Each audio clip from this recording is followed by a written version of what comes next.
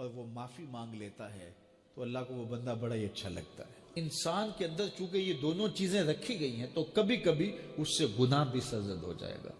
نیکی اس کی عقل، اس کا فہم، اس کا ادراک، شریعت کی رہنمائی، انبیاء کی تعلیمات اسے بتائیں گی کہ وہ نیکی کے راہ پہ چلے، لیکن کبھی کبھی بائیں سمت سے جو خواہشات اور آرزو ہے وہ بھی اس کو گھیر لیں گے اور اچانک اس سے کبھی کوئی گناہ بھی ہو جائے گا۔ اور اگر اچانک اس سے کبھی گناہ ہو گیا، کبھی آنکھ بھٹک گئی، کبھی خیال بہک گئے، کبھی سوچ میں آوارگی آ گئی، کبھی زبان نے میلا لفظ بول دیا، تو پھر کیا ہے کہ پھر فوری معافی مانگ لے۔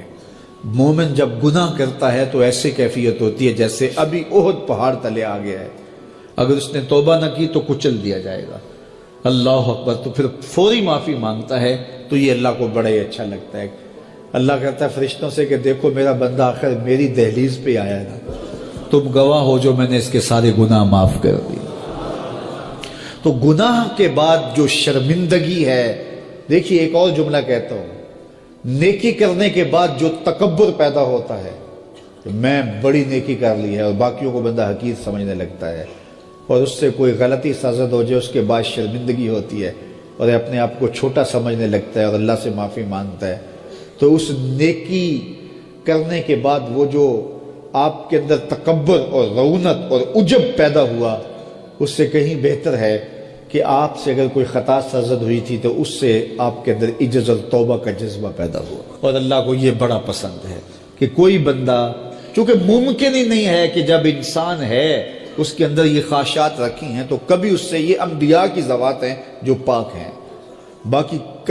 کبھی کچھ خطا سرزد ہو جائے گی، اس سے معذرت کر لے۔ آپ نے نام سنا ہوگا ایاس کا، محمود غزنوی کا بڑا محبوب وزیر تھا اور بہت زیادہ بادشاہ اس سے محبت کرتا تھا، تو آیان سلطنت جلتے تھے، تو بادشاہ گاہے گاہے کوئی ایسا منظر ان کو دکھلاتا کہ اس سے میں خاص پیار کیوں کرتا ہوں۔ ایک دن بادشاہ کے ہاتھ میں موتیوں کی بھری ڈبیا تھی اور محل کے اندر یہ ایک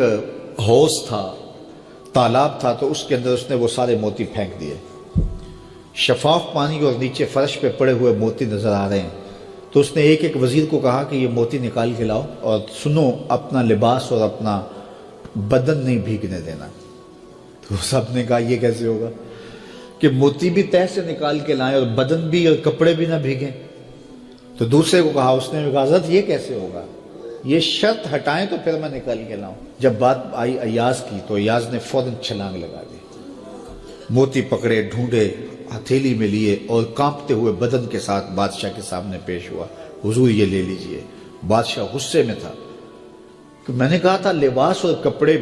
بھیگنے نہیں چاہیے، تیرے بدن سے پانی نچڑ رہا ہے، تیرے لباس سے پانی نچڑ رہا ہے، یہ کیا؟ تو ایاز نے ہاتھ باندھ کے کہا بادشاہ سلامت، آپ کے دو حکم تھے، ایک حکم یہ تھا کہ موتی نکال کے لانے ہیں، دوسرا حکم یہ تھا کہ کپڑے اور بدن بھیگنا نہیں چاہیے۔ ایک کام میں نے کر دیا ہے، دوسری غلطی ہو گئی ہے، معافی چاہتا ہوں۔ تو کہا وزیرو یہ ہے خوبی اس کی، تم نے کہا ہم کیسے نکال کے لائیں، اس تالاب میں اتریں گے تو بدن تو بھیگے گا ہی بھیگے گا۔ تو کہا جب شہوات دی گئی ہیں، خواہشات رکھی گئی ہیں، آرزویں دیوانی ہیں، اور پھر اس کائنات کے اندر رہ کر کے حضرت انسان کبھی تو اس تالاب کی غلاظت سے اپنے آپ کو بھر ہی دے گا، تو پھر کمال کیا ہے کہ نیکی کے پھول پیش کر دے، سجدے کے موتی پیش کر دے، رکوع اور قیام کے موتی پیش کر دے، ہمدردی انسانیت کے ساتھ پیار کے موتی پیش کر دے،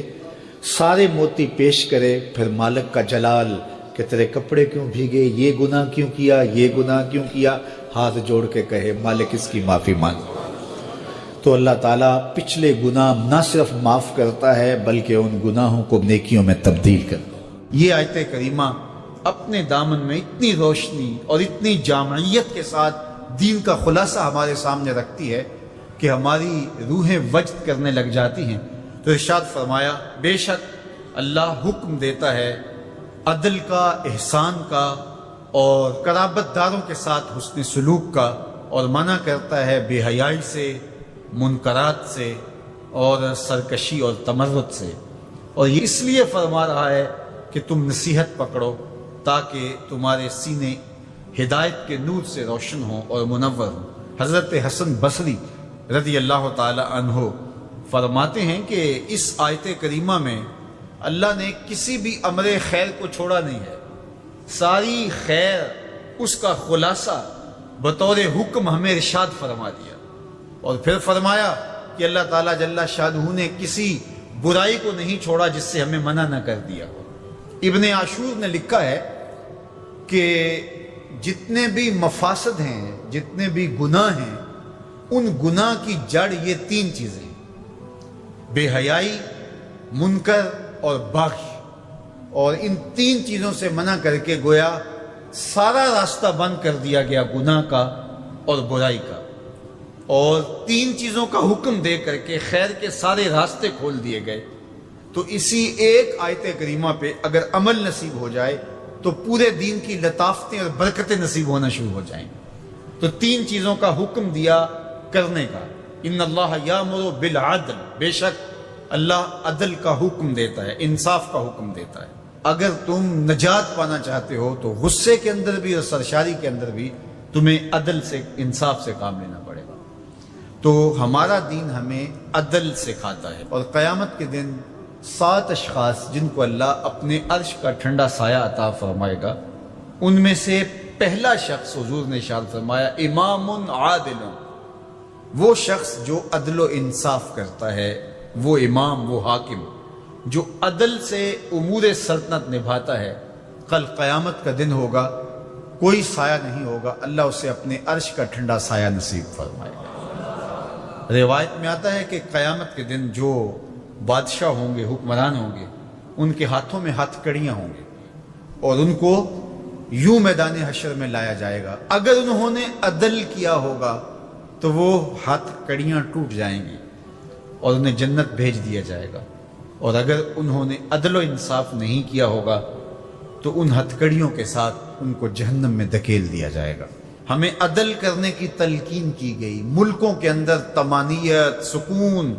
اور قرار عدل کے ذریعے سے آتا ہے۔ ایک عربی کا مقولہ ہے الملک یدوم بالکفر ولا یدوم بالظلم، ملک کفر کے ساتھ تو قائم رہ سکتے ہیں لیکن ظلم کے ساتھ قائم نہیں رہ سکتے۔ علماء نے عدل کے حوالے سے یہ بات بھی لکھی ہے کہ اس کا مطلب اللہ نے ہمارے اوپر جو بھی فریضہ عائد کیا ہے